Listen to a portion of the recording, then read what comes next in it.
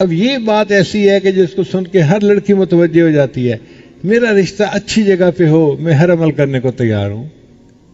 ہمارا یہ تجربہ ہے کہ جس بندے کو یہ عمل دیا جائے اور وہ اس کو باقاعدگی سے کرے، 40 دن گزرنے سے پہلے پہلے اللہ اس کو ہدایت عطا فرما دیتے ہیں۔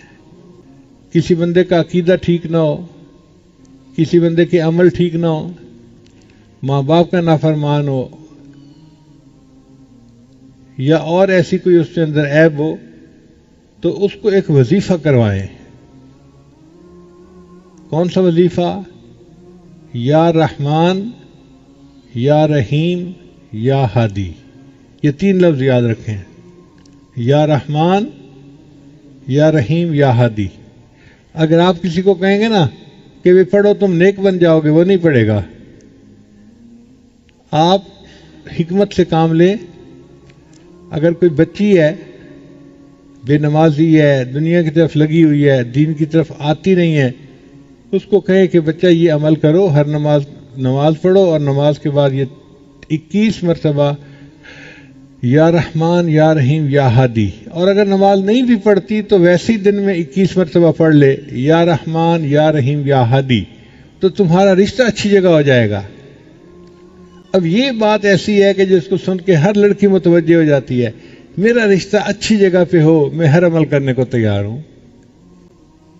تو وہ یہ عمل کرے گی، رشتہ بھی اچھی جگہ ہو جائے گا اور اس کو ہدایت بھی مل جائے گی، وہ نیکی کی طرف بھی آ جائے گی۔ کوئی بندہ ہے تو اس کو کہے بھئی آپ کرو، آپ کا کاروبار اچھا ہو جائے گا۔ مردوں کو اپنے کاروبار کی بڑی فکر ہوتی ہے، اور ان کو پتہ چل جائے کہ اس عمل سے کاروبار اچھا ہو جائے گا تو وہ رات کو تہجد میں اٹھنے کے لیے بھی تیار ہوتے ہیں۔ تو جو بندہ بھی ہو اس کو کہیں کہ بھئی اس عمل کو کرو، اس سے تمہارا دنیا کا فائدہ ہو جائے گا۔ وہ فائدہ بھی ہوگا، اور ایک فائدہ یہ بھی کہ اللہ اس کو ہدایت بھی عطا فرما دیں گے۔ ہمارا یہ تجربہ ہے کہ جس بندے کو یہ عمل دیا جائے اور وہ اس کو باقاعدگی سے کرے، 40 دن گزرنے سے پہلے پہلے اللہ اس کو ہدایت عطا فرما دیتے ہیں۔ ہم نے کفر پہ جمے لوگوں کو اسلام قبول کرتے ہوئے آنکھوں سے دیکھا ہے۔ تو یہ ایک بڑا عظیم عمل ہے، یا رحمان، یا رحیم، یا ہادی۔ اور اپنے لیے بھی پڑھا کریں اس کو، کبھی کبھی 2-3 دفعہ پڑھ کے اللہ سے دعا مانگیں کہ اللہ ہمیں آپ نے ہدایت دی، اب ہدایت کے اوپر ہمیں جما دیجیے۔